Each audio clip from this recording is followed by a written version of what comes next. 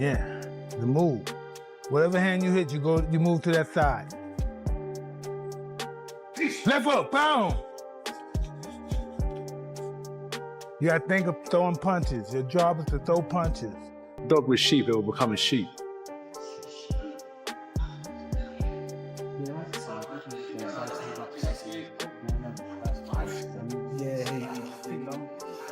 Anthony Joshua is reportedly training with Mike Tyson as he prepares for his upcoming fight against Jake Paul. Joshua has studied old-school techniques associated with Tyson's trainers to refine his skills, and his current focus remains on strategy, speed, and power. The camp emphasizes tactical planning and conditioning, aiming to ensure Joshua is fully prepared and at his best for the upcoming challenge in the ring. Been doing it in the gym, coming forward, punching to the body with his heart. Anthony Joshua revealed how Mike Tyson inspired him, especially with his power and discipline.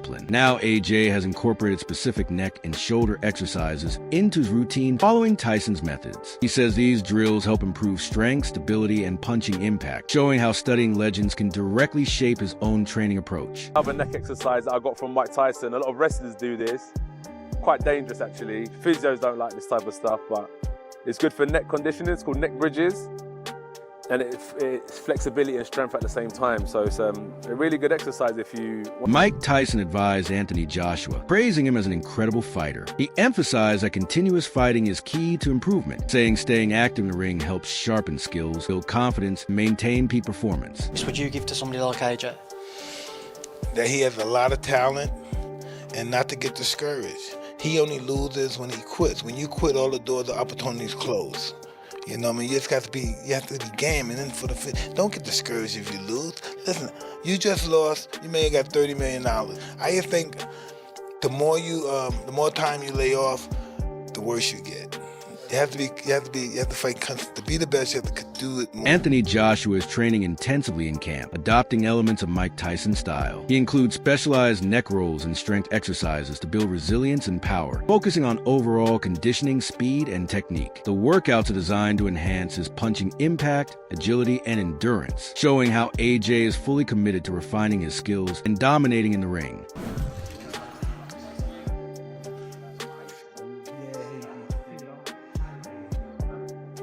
Bro, my physio is looking at me like, what the fuck? I can see you looking at me like, fuck, please don't fuck me. Hey, if it goes, at least you're here anyway.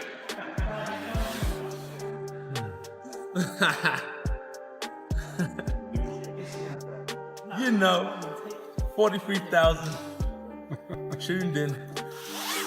Oh, mate. I know I started this shit.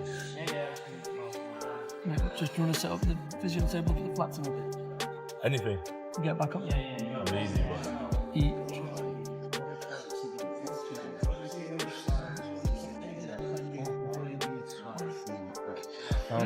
Showtime sent me a lovely picture of me for Dolphin. Eddie Hearn has made it very clear that he believes Anthony Joshua would defeat Jake Paul if the fight were to happen. Hearn stresses that although Jake Paul is not considered a top-level boxer or a big name in traditional boxing circles, people should not assume that Joshua's victory would be effortless. Hearn points out that Joshua has a history of defeating formidable opponents, including Francis Ngannou, who is an elite fighter in his own right. The comparison is important because it highlights that Joshua's wins are a result of his skill, preparation, and discipline rather than simply facing weak or untrained opponents. Hearn emphasizes that Joshua trains rigorously and has a combination of power, technique, and strategy that allows him to dominate fighters at every level.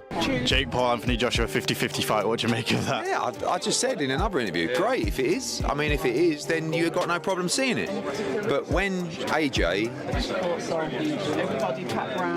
I mean, decapitate's a strong word, but you know, when he renders Jake Paul unconscious like he did to Francis Ngannou, don't then say, oh well, it was Jake Paul. Do you know what I mean? I mean, when AJ beat Francis Ngannou, Ngannou just had a fight that could have gone either way with Tyson Fury. Then AJ poleaxed him, and everyone just said he's just an MMA fighter. Do you know what I mean? Jake Paul's not Francis Ngannou. But as I said before, if you want to see Jake Paul exit the boxing world, Nigel Benn expresses concerns about the effect of entertainment-driven fights on professional boxing. He believes that when celebrities or social media personalities enter the ring. It creates a situation where traditional boxers who dedicate their lives to training and competing at a high level do not receive their fair share of financial reward. Ben points out that the pay for real competitive boxers is often modest compared to massive sums offered in crossover events that generate public interest and viral attention. These kinds of spectacle fights draw huge audiences and sponsorship deals, which translate into very large paydays for participants who may not have the same level of experience or skill. Ben argues that this trend could be harmful for sport because it undermines the efforts of professional boxers who have spent years honing their craft. Bit of rumours around today, Anthony Joshua and Oh, Jake. no. I'm not even really entertaining that. It's just not. Being a two-time heavyweight champion of the world, it's I don't know, YouTubers. I'm not really into all the influencers coming in there. And there's like some boxers that really work their butt off, don't get paid like what these guys are getting. And Anthony Joshua being a former world champion should be fighting like someone in the top 5, top 10. So I really got much time to talk about that. Not interested, really. Bad for boxing? Well, not bad for boxing. If people want to pay to watch it, then who am I? I'm just giving you my opinion. Who's not worked his way through the ranks to earn that shot at the former world champion? No, not at all. Australian boxing. Who are you a fan of? Obviously got good fighters out there. John, my type of fighter. He's very spiteful, and it's just another level, really. I don't think there's no better cruiserweight around.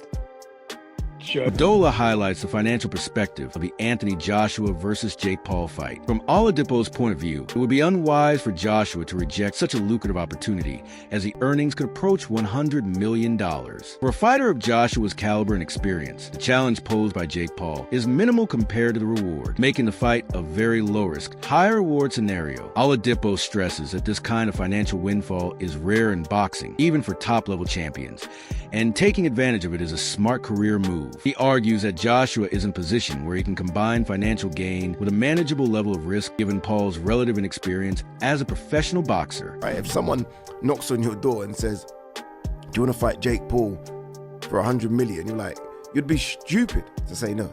No, I don't want that 100 million for what would be and will be and should be easy work for AJ. Like, well, why are you going to turn down 100 million? AJ should and could knock out Jake Paul in a round. Like if Jake Paul was over here fighting under our British Boxing Board of Control, I don't think it would be a Southern Area Cruiserweight champion. AJ is a former unified heavyweight champion of the world that I still believe is a top 10 heavyweight in the world. Like AJ should be able to destroy him. AJ is going to be 60 pounds or so bigger than him. AJ hits like a truck. AJ is a better boxer. Like this is a large portion of boxing fans are vocal in their criticism of the idea of Anthony Joshua fighting Jake Paul. Many fans feel that this matchup represents the biggest mockery of professional boxing, as it pits a seasoned heavyweight champion against a social media personality who lacks experience in traditional boxing circuits. Fans worry that Joshua's decision to accept the fight with Paul may prevent him from pursuing a potential bout with Tyson Fury, a more legitimate and challenging heavyweight opponent. For these critics, the fight appears to prioritize financial incentives over the sport's competitive and historical integrity. Social media and forums are full of discussions highlighting frustration with the mismatch, and fans often question whether Joshua's legacy could be tarnished by participating in such an event. Indeed, Anthony Joshua gets in the ring with YouTuber Jake Paul, and that's what he is, YouTuber Jake Paul. Would you watch it? Simon, before we take some calls, with this seemingly in the pipeline, can we safely say goodbye to Anthony Joshua versus Tyson Fury? Well, I think it's done anyway, judging by the mood music that seems to be coming out from various camps. If you listen to Tyson Fury, he seems to be, despite the fact we've danced this dance before and walked this walk before, he seems to be talking in a very different way. There's no hyperbole. I'm done. This is a younger man's game. I've done my bit. I'm at peace with where I am in life. I don't need boxing anymore. But not in the flash for cash way that Tyson often does it. In a more earnest way is my understanding of his sort of thought processes. So with that in mind, it almost feels that that's off the table anyway. Who knows? The draw of the enormous amounts of money that this one fight can generate. This is the one fight that can really get everybody paid. I mean, the two protagonists.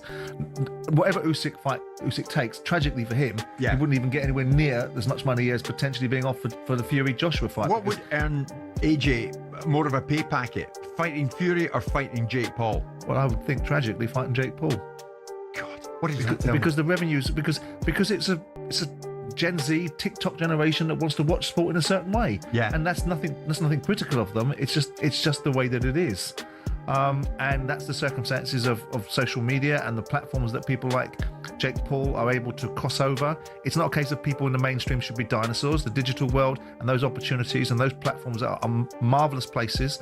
And you know, you heard me talking about Mark Goldbridge the other day and the commercial deal that he did with the Bundesliga. And we can be sniffy about their level of content, or we can accept that there's a place for everybody. It's interesting that still the digital world and that sort of... Analysts have observed that Jake Paul's choice to fight Anthony Joshua marks a significant escalation in competition compared to his prior opponents. Unlike the older or retired fighters he has previously faced, Joshua is an active high-level professional with a record of fighting top-tier opponents. This shift challenges Paul to adjust his training, strategy, and mindset, as he can no longer rely on facing someone past their prime or inexperienced in serious bouts. Analysts note that while Paul still remains the underdog, the matchup tests his abilities more realistically, offering him the opportunity to demonstrate growth and improvement. Maybe even bigger than the Mike Tyson fight.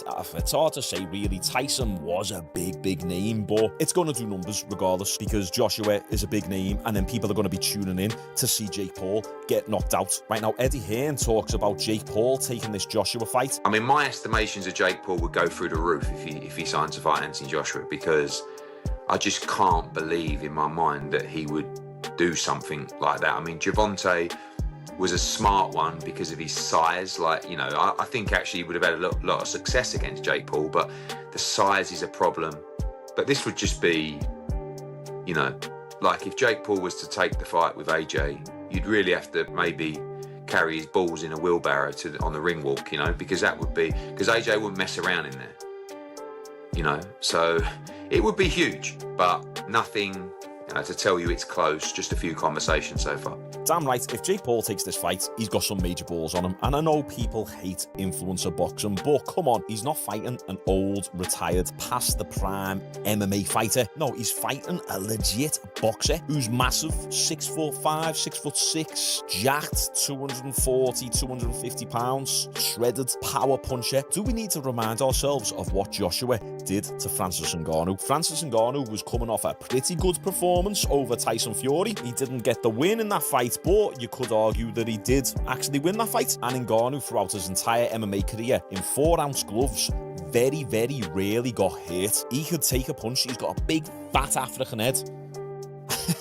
Big, thick neck, traps, back. He just can't really be hit. And look what Joshua... Shane Quiggin has expressed skepticism about whether the Anthony Joshua versus Jake Paul fight will actually take place. He described the idea as spherical, questioning the practical and logistical elements that would allow the fight to happen. Quiggin points out that while there is public interest and media hype, multiple factors could prevent the fight from materializing, including contract negotiations, promotional issues, and the physical and reputational risks involved. He also notes that from a sports perspective, the matchup may not make sense for Joshua if the primary objective is maintaining competitive credibility. McGuigan's comments reflect the concerns of many in the boxing industry who are wary of prioritizing entertainment and financial gain over legitimate sporting challenges. This up, Anthony Joshua, Jake Paul reports. What do you make of it? And if we were to see AJ step in with Jake Paul?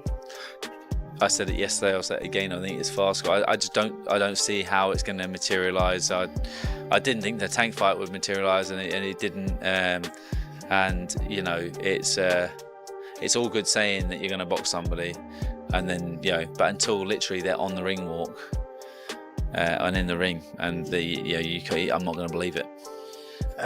Away from AJ, what do you make of the Devin Haney and Brian Norman Jr. fight next week? It's an interesting fight. Haney's up at 147. He looks good. He looks physically good. It's mad to think he's only 26 years of age. Confident-wise, I don't know what that Garcia fight took out of him.